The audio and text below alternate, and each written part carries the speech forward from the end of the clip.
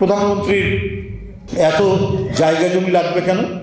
প্রধানমন্ত্রী এবং তার লোকেদের 28 লক্ষ কোটি টাকা পাচার করতে হবে কেন? এগুলো যদি তিনি না করতেন উনি কিন্তু টিকে থাকতে পারতেন, কমপক্ষে পালাতে হতো না। উনি পালিয়েছেন, ওনার মনের মধ্যে তো ভয় আছে যে তার কি পরিণতি হবে। তিনি যে আয়না ঘর করেছেন, তিনি যে গুম করেছেন, তিনি যে ক্রস ফায়ার দিয়ে হত্যা করেছেন, এগুলো অপরাধীদেরকে নয়, কেউ এমপি, কেউ কাউন্সিলর, কেউ একজন রাজনীতিবিদ, কেউ শ্রমিক নেতা, এদেরকেই তিনি করেছেন শুধুমাত্র তার পথের কাটা সরানোর জন্য। এই কাজগুলোই তিনি করে গেছেন ছেলের জন্য, মেয়ের জন্য, ভাগ্নার জন্য, ভাগ্নির জন্য, বোনের জন্য। কাঠার পর কাঠা সরকারি প্লট আত্মসাৎ করেছে। সরকারি প্লট যাদের ঢাকায় বাড়িঘর আছে তারা নিতে পারে না, ওদের প্রত্যেকেরই বাড়িঘর আছে, তারপরেও নিয়েছে। 6 জনের নামে, ছেলে মেয়ে ভাগ্না ভাগ্নির নামে পূর্বাচলে 60 কাঠা জমি তারা দখলে নিয়েছেন, প্রত্যেককে 10 কাঠা করে দেওয়ার জন্য।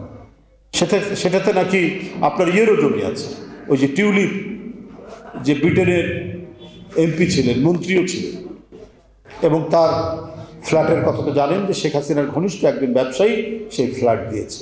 অর্থাৎ উন্নত দেশে থেকে, উন্নত নৈতিকতার মধ্যে মানুষ হয়েও রক্তের যে ধারা, জেনেটিক্যাল ধারার থেকে বেরিয়ে আসতে পারেনি টিউলিপরা। যখন শেখ হাসিনা, আওয়ামী লীগ আর আরেকদিকে জিয়াউর রহমান, বিএনপি দুটো বিবেচনা করি, তখনই তো মনে হয় যে আমরা বিএনপি করার সার্থকতা, আমরা গর্ব করতে পারি, আমরা যে গৌরব করতে পারি যে আমাদেরকে মেরেছে, ধরেছে, রিমান্ডে নিয়েছে দিনের পর দিন, মাসের পর মাস। আমি, হাবিব ভাই আর এখানে যারা বসে আছে প্রত্যেকেই কেউ না কেউ কোনো না কোনো দিন কারাগারে তো ছিলই। আমাদের সেই নিপীড়ন এই ভাষায় বলার মতো নয়,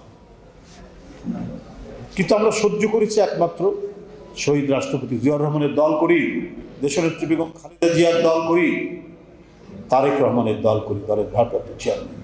এই গৌরব আমাদেরকে সকল নিপীড়ন, নির্যাতন থেকে মধ্যেও আমাদেরকে অনুপ্রাণিত করেছে। বন্ধুরা, আজকে এই যে বিপুল, তাদের বিচার নিশ্চিত করতে হবে। যদি গণহত্যাকারীদের বিচার আপনারা চান, গণহত্যার করার জন্য যারা সহযোগিতা করেছে, কোলাবোরেটরস, তাদেরকেও আপনাদেরকে আমি অনেক কথা বললাম, ক্ষমা করবেন। আমি আমার আরেকটা কাজে যেতে হবে, সেজন্য আপনাদের সবার কাছে বিদায় নিচ্ছি। আমার কথা শোনার জন্য আপনাদের অনেক ধন্যবাদ। আসসালামু আলাইকুম।